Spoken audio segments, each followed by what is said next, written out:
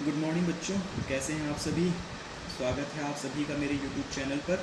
और मेरा नाम है संतोष कुमार गौड़। इसी नाम से मेरा YouTube चैनल भी है, जिसे आप सब्सक्राइब ज़रूर कीजिए ताकि आपको आगे आने वाली वीडियोस भी देखने को मिले। और इसी तरह से मैं आगे की एक्सरसाइज भी कराता चला जाऊँगा, तो आप उसको भी देख सकते हैं। और हाँ, साथ में बेल आइकन ज़रूर दबाइएगा, जिससे आपको जो है आगे आने वाली वीडियो का नोटिफिकेशन भी मिल जाएगा।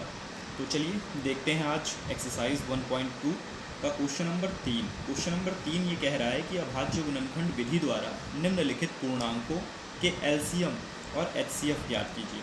तो इसके पहले वाले जो क्वेश्चन को हमने किया था 1.2, जो आप इसके पहले की वीडियो में देख सकते हैं, उसमें हमने एलसीएम और एचसीएफ दोनों निकाला था। बस उसमें और इसमें अंतर इतना है कि उसमें दो ही संख्याएं दे रखी थी जिनका हमको एलसीएम और एचसीएफ दोनों निकालना था, उत्तर की जांच भी करनी थी।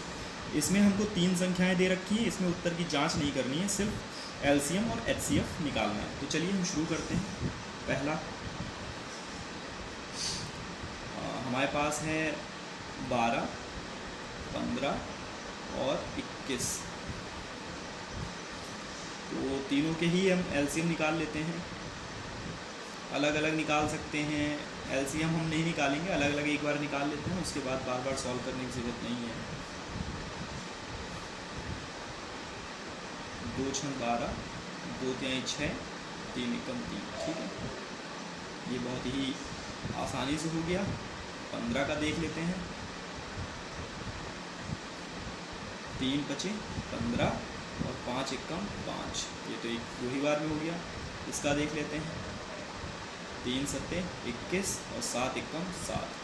तो ये आ गए इसके अभाज्य गुणनखंड। अब देख लेते हैं इनके गुणनफल, लिख लेते हैं हम। देखिए, जैसे 12, 15 और 17, इसका हमारे पास हो गया 2 गुणे 2 गुणे 3। इसका हमारे पास हो गया 3 गुणे 5 और इसका हमारे पास हो गया 3 गुणे 7। इसको मैं इसलिए ऐसे लिख लेता हूँ ताकि जो है यहाँ पर जिसको हम कॉमन ले रहे हैं उस पर एक सर्किल लगा सकें।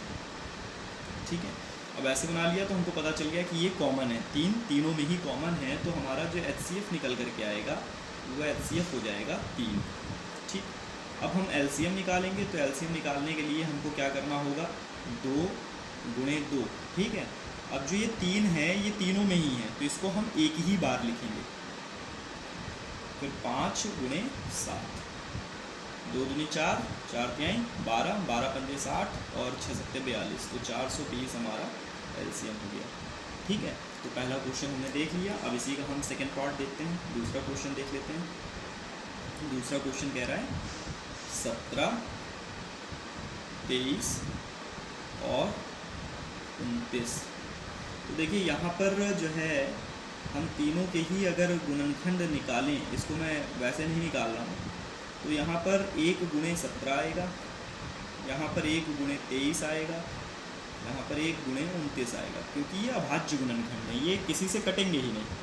ये संख्याएं जो हैं वो अभाज्य संख्याएं हैं और जो है ये अपने अलावा और एक को छोड़ करके बाकी किसी से भी विभाजित नहीं होती हैं। इस कारण से इनका जो अभाज्य गुणनखंड आएगा या एचसीएफ आएगा वो एचसीएफ होगा,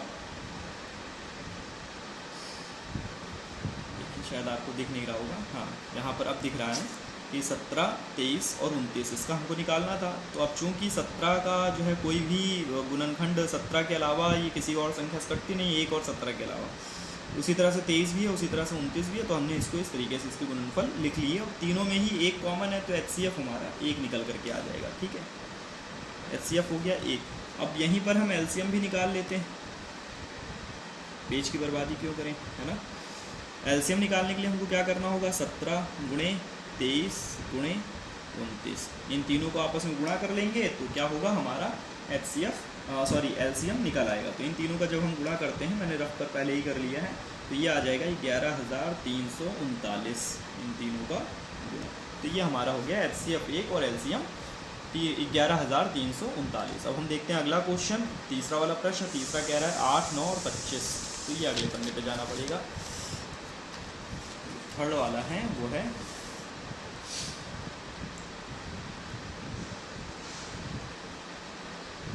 8, 9 और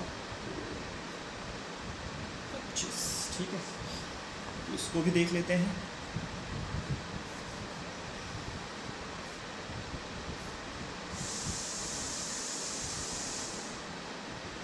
दो चौको 8, 2 दूनी 4, 2 एकम 2, ठीक, ये हो गया।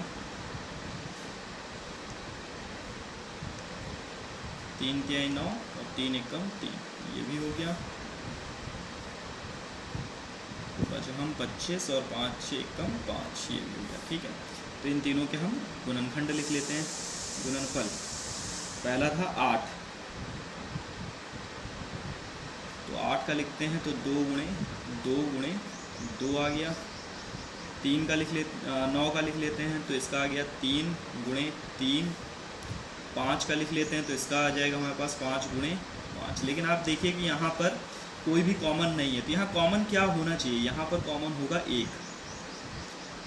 ठीक है, तो हमारा जो HCF यहाँ पर होगा वो होगा 1। और जो हम LCM निकालेंगे, LCM निकालने के लिए हम क्या करेंगे, सभी को आपस में मल्टीप्लाई कर देंगे। 2 गुणे 2 गुणे 2 गुणे 3 गुणे 3 गुणे 5 गुणे 5। आप इन्हीं तीनों को ही आपस में गुणा कर सकते थे। 8 गुणे 9 गुणे 25, तो 9 8 72 और गुणे 25 हो गया।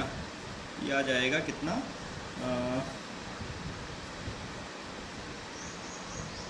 1872 गुणे 25। देखिए 5 दूनी 10 का 0 हासिल 1 हो गया। 7 दूनी 14 और 1 15, 5 दूनी 10 25, 10 का 0 हासिल 1 हो गया।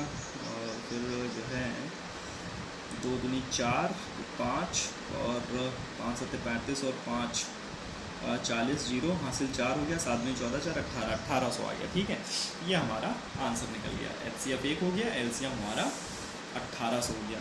चलिए फिर देखते हैं नेक्स्ट क्वेश्चन। अगला क्वेश्चन देखते हैं, क्वेश्चन नंबर 4। क्वेश्चन नंबर 4 में HCF हमको दो संख्याएं दे रखी हैं, जैसे 306 और 657। इसका हमको HCF दिया हुआ है 9 और हमें निकालना है LCM। ठीक है, तो जब हम उत्तर की जांच कर रहे थे तो आपने उस समय ये चीज़ पढ़ा था कि क्या होता है, दो संख्याओं का गुणनफल बराबर HCF गुणे LCM। ठीक है, तो ये चीज़ हमने वहाँ पर पढ़ा हुआ था। तो हम देख लेते हैं यहाँ पर कि हल क्या निकलेगा। यहाँ पर जो दो संख्याओं का गुणनफल है उसमें हमारे पास है 306 गुणे 657 और यहाँ पर हमारा जो HCF है वो 9 है। LCM हमको ज्ञात करना है, तो विच इम्प्लाइज का साइन लगा देंगे। और LCM बराबर हमारे पास देखिए, ये जो है हमारा दायां पक्ष है, ये बायां पक्ष है। हम दाएं पक्ष को ऐसे ही रखते हैं, मतलब इसको हमने इधर कर दिया है, इसको इधर कर दिया है। ठीक है, समझने के लिए ये ऐसे ही है, इसको बस इधर लिख दिया है, रहेगा तो ये दोनों ऊपर ही। और इधर 9 गुणे में था, इस साइड हम भेज देंगे तो ये क्या आ जाएगा, भाग में। ठीक है, अब हम देख लेते हैं कि 3 से कट जाएगा, 3 तिहाई 9, 3 एकम 3, 3 दूनी 6, 102 आ गया। फिर 3 से कट जाएगा, 3 एकम 3, 3 तिहाई 9, 3 चौको 12, 34 आ गया। 34 का 657 से हम गुणा कर देते हैं, तो इसको हम रफ कॉपी पर गुणा कर लेते हैं। वैसे ऐसे भी कर सकते हैं, नहीं कर सकते हैं, प्रयास करिएगा। किसी बार की क्लास में मैं आपको जो है कैसे दो संख्याओं का आपस में किस तरह से गुणा करते हैं शॉर्ट तरीके से, जैसे मैंने 1-2 बार बीच में किया भी है, और 3 संख्याओं का किस तरह से गुणा करते हैं इसका एक सरल तरीका बता दूंगा। अभी तो मैं खुद आपको ऐसे ही दिखा रहा हूँ, लॉन्ग तरीके से ही। 7 चौको 28 का 8 हासिल 2, 5 चौको 20 2 22 हासिल 2, 6 चौको 24 25 26। ठीक है, 7 त्रिक 21 1 हासिल 2, 5 15 और 1 16 का 6 हासिल 1, 6 त्रिक 18 और 1 19, 8 3 12, 1 कैरी कर लेंगे, 9 3 12 का 2 हासिल 1 2। ठीक, इतना आ जाएगा। या फिर से देख लेते हैं, 7 चौको 28 8 हासिल 2, 5 चौको 20 2 22 2 हासिल 2, 6 चौको 24 25 26। ठीक, 7 त्रिक 21 1 हासिल 2, 5 15 16 17, 7 त्रिक 21 1 हासिल 2, 5 तिहाई 15 16 17, यहाँ 17 होना चाहिए, इसीलिए गड़बड़ हो रहा है।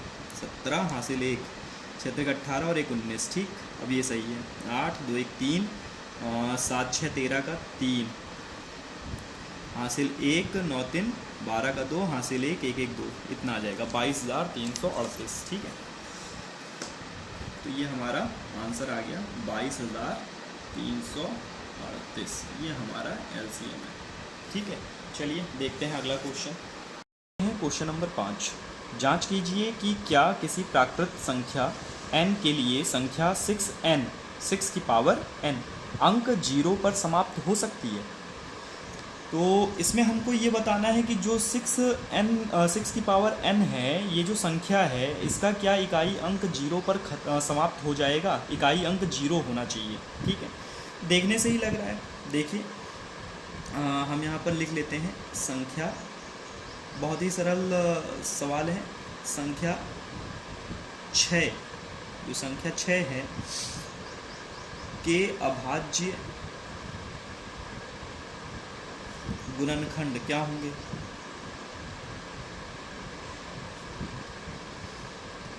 छः के अभाज्य गुणनखंड होंगे 2 गुणे 3, यही तो होगा। 2 गुणे 3 होगा। अब 2 गुणे 3 का जो गुणा हम करेंगे तो क्या आएगा, गुणनफल 6 आएगा। ठीक है, जबकि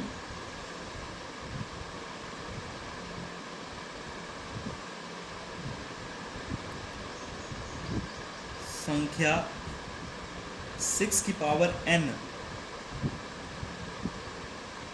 अंक 0 पर समाप्त होने के लिए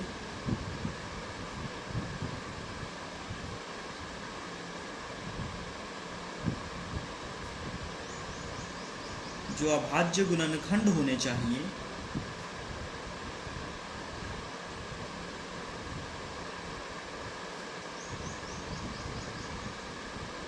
वो क्या होने चाहिए, 2 गुणे 5। अब 2 गुणे 5 होगा तो क्या आ जाएगा, 10। ठीक, तो 6 की जगह अगर 10 होता तो इकाई अंक क्या हो जाता, 0। अगर ये 0 हो जाता तो 10 की पावर n लिखते, तो ये जो संख्या होती ये 0 पर समाप्त हो सकती है। परंतु यहाँ पर ऐसा नहीं है। अभाज्य गुणनखंड 2 गुणे 5 न होकर के क्या है, 2 गुणे 3 है। ठीक है भाई, किसी भी संख्या के अंत में जो अंतिम अंक होता है, इकाई का अंक होता है, वो या तो 0 हो या फिर 5 हो, तभी उसका जो है अंतिम। देखिए 5 होगा तो जैसे 2 से मल्टीप्लाई कर देंगे तब तो 10 आ जाएगा, 4 से मल्टीप्लाई कर देंगे तो भी जो है 5 चौको 20 आ जाएगा, तो इकाई अंक हमारा 0 हो जाएगा। मतलब उसका जो एक अभाज्य गुणनखंडों में से एक गुणनखंड क्या होना चाहिए, 5 होना चाहिए या फिर 0 होना चाहिए, तभी 0 हो जाएगा। तो ऐसे पूरी संख्या ही 0 हो जाएगी। 5 होना चाहिए तभी जो है वो संख्या उसका जो अंक है इकाई का वो 0 पर समाप्त हो सकता है। तो हम इस प्रश्न के आंसर में क्या लिखेंगे कि संख्या 6 की पावर n अंक 0 पर समाप्त नहीं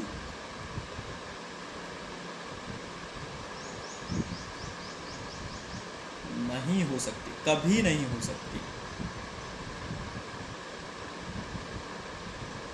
ठीक है ना, ये हमारा आंसर हो गया। चलिए अब अगला प्रश्न देखते हैं। क्वेश्चन नंबर 6 जो हमसे कह रहा है कि व्याख्या कीजिए 7 गुणे 11 गुणे 13 प्लस 13 और 7 गुणे 6 गुणे 5 गुणे 4 गुणे 3 गुणे 2 गुणे 1 प्लस 5 भाज्य संख्या क्यों है। तो यहाँ पर 2 संख्याएं दी हैं और हमें बताना है कि ये और ये दोनों भाज्य संख्याएं क्यों हैं। तो सबसे पहले तो हमको ये पता होना चाहिए कि भाज्य संख्या होती क्या है। भाज्य संख्याएं वो संख्याएं होती हैं जिनका गुणनखंड जब हम करते हैं तो एक के अलावा अन्य भी गुणनखंड हों। जैसे 6 है, 6 के गुणनखंड करेंगे तो 2 गुणे 3 आएगा। ठीक है, तो एक के अलावा 6 2 से भी कटेगा और 3 से भी कटेगा। इस कारण से 6 क्या है, भाज्य संख्या है। तो हम देख लेते हैं हम क्या करते हैं, मान लेते हैं वो संख्या a है और a बराबर ही हमको जो संख्या के गुणनखंड दे रखे हैं वो ये दे रखे हैं। ठीक है, तो इनको थोड़ा सा सरल कर लेते हैं। इसमें से हम पहले तो 13 कॉमन कर लेंगे क्योंकि दोनों तरफ 13 है, प्लस के इधर भी और प्लस के उधर भी। तो 7 गुणे 11 इधर आ गया 1, तो 13 यहाँ पर हो गया 11 7 77 और 1 78। ठीक, तो आप यहाँ पर देख रहे हैं कि 13 गुणे 78 कितने गुणनखंड हैं, 2 गुणनखंड हैं। ठीक है, तो हम यहाँ पर लिख सकते हैं कि चूंकि संख्या a के लिए a के 2 अभाज्य गुणनखंड हैं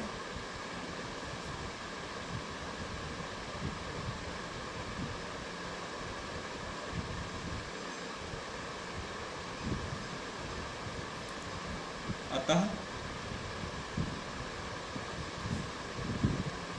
संख्या ए भाज्य संख्या है।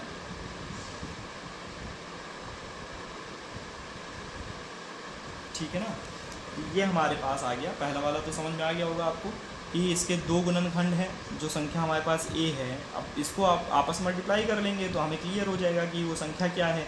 जैसे अगर हम मल्टीप्लाई करना चाहें तो 78 और 13 का मल्टीप्लाई कर सकते हैं। 78 और 13 का मल्टीप्लाई कर लेते हैं। 8 9 10 8 16 24 का 4 हासिल 2।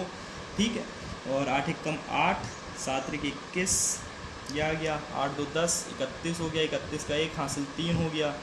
और फिर उसके बाद 7 1 7 और 3 10, तो 1014 वो संख्या क्या होगी, 1014 होगी, जिसके दो अभाज्य गुणनखंड होंगे 13 और 78। तो इस कारण से ये संख्या क्या है, ये संख्या भाज्य संख्या है। अब अगला देख लेते हैं कि माना b बराबर 7 गुणे 6 गुणे 5 गुणे 4 गुणे 3 गुणे 2 गुणे 1 प्लस 5, यही संख्या दे रखी है।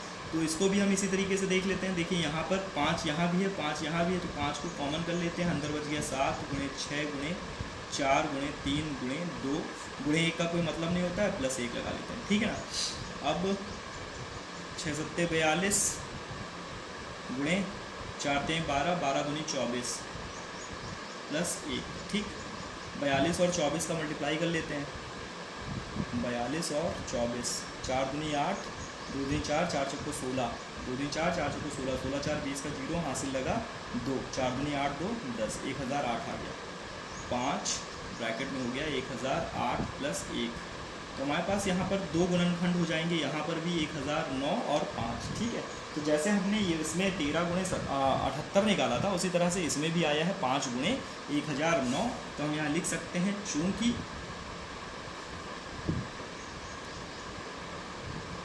संख्या b के दो अभाज्य गुणनखंड हैं,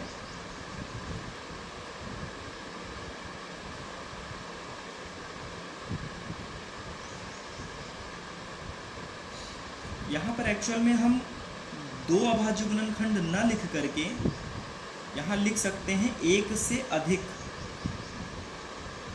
एक के अलावा अन्य और भी। ठीक है ना, एक, क्योंकि 78 का भी तो अभी अगर हम फैक्टर करना चाहें तो 78 का भी तो फैक्टर हो जाएगा भाई। ये तो अभाज्य संख्या हो गई, ये 13 के अलावा किसी से नहीं कटेगी, लेकिन 78 तो कटेगा ना। तो यहाँ पर 2 लिख देना ये गलत हो जाएगा। तो हम यहाँ लिख सकते हैं संख्या a के लिए एक के अलावा अन्य और भी अभाज्य गुणनखंड हैं। ठीक है, उसी तरह से संख्या b के दो की जगह हम लिख सकते हैं एक के अलावा अन्य और भी अभाज्य गुणनखंड हैं, अतः इसलिए संख्या b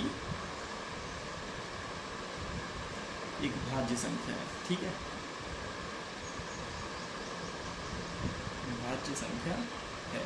अब देखते हैं क्वेश्चन नंबर 7। हम लोग 7वां प्रश्न जो है आपको स्क्रीन पर दिखाई दे रहा होगा। 7वां प्रश्न कह रहा है कि किसी खेल के मैदान के चारों ओर एक वृत्ताकार पथ है। एक खेल का कोई मैदान है, उसके चारों ओर एक वृत्ताकार पथ है इस तरह से। ठीक है, और इस मैदान का एक चक्कर लगाने में सोनिया को 18 मिनट लगते हैं। ठीक, तो पढ़ते भी चलते हैं और करते भी चलते हैं कि मैदान का, खेल के मैदान का एक चक्कर लगाने में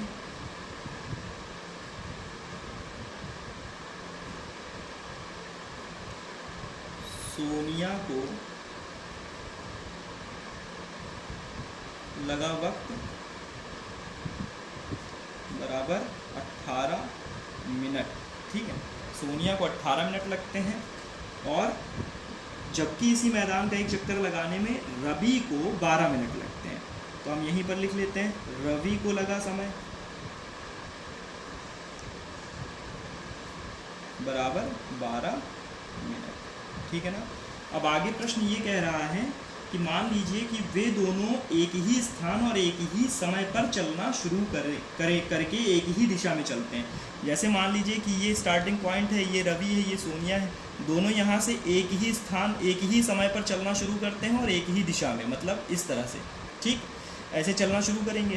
तो रवि को 12 मिनट लग रहा है, सोनिया को 18 मिनट लग रहा है, और फिर वापस वे दोनों एक ही स्थान पर, प्रारंभिक स्थान पर कितने समय बाद मिलेंगे, यानी वापस यहीं पर वो कितने समय बाद मिलेंगे।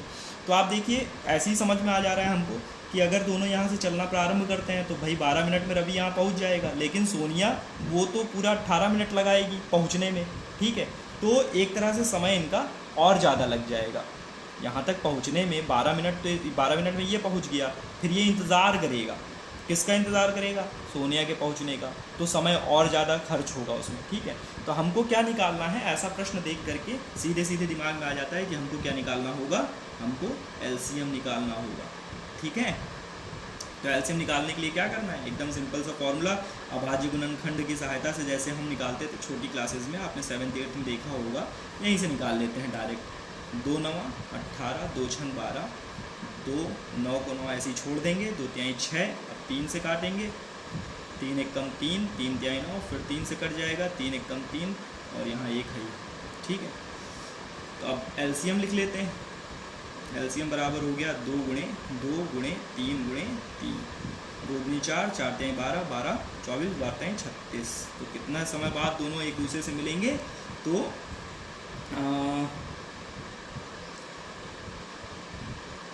वे दोनों प्रारंभिक स्थान पर